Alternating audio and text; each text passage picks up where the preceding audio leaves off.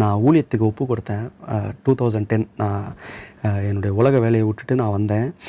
வந்தபோது ஜெபம் பண்ணேன். எங்கள் அப்பாட்ட ஜெபம் பண்ணுறதுக்காக போனேன். அப்போது எங்கள் அப்பா ஜெபம் பண்ணும்போது கேட்டார் எங்கள் அப்பா, "எதுக்கு நான் ஜெபம் பண்ணணும்?" அப்படின்னு கேட்டார். அப்போ அது மாதிரி நான் ஊழியம் செய்ய போகிறேன். என்ன ஊழியம் பண்ண போகிறேன்? நான் சுவிசேஷகனா, எங்கெங்கெல்லாம் என்னை கூப்பிட்றாங்களோ அங்கெல்லாம் போய் நான் ஊழியம் செய்ய போகிறேன்ப்பா.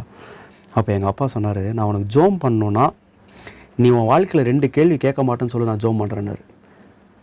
எனக்கு சரி என்னப்பா, என்ன கேள்வி நான் கேட்கக்கூடாது? ஃபஸ்ட்டு கேள்வி, உன்னை யார் எந்த கூட்டத்துக்கு கூப்பிட்டாலும் எத்தனை பேர் கூட்டத்துக்கு வருவான்னு கேட்கக்கூடாது. 2வது, எவ்வளோ காணி கொடுப்பான்னு கேட்கக்கூடாது.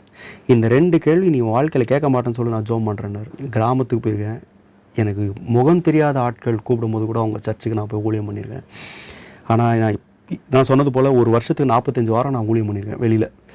இது வரைக்கும் எந்த ஒரு சபையோ எந்த ஒரு போதகர்கிட்டையோ எத்தனை பேர் கூட்டத்துக்கு வருவான்னு கேட்டதும் கிடையாது. எவ்வளோ எனக்கு காசு தருவான்னு கேட்டதும் கிடையாது.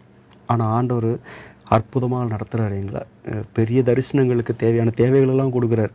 ஆனால் அதான் யோசிப்பேன், மனிதர்களையும் பணத்தையும் என்றைக்கு நம்ம முதன்மை நம்ம ஊழியத்தில் படுத்திட்டோமோ அன்றைக்கே முடிஞ்சது நம்ம கதை. So I think never focus on men and money. God will provide.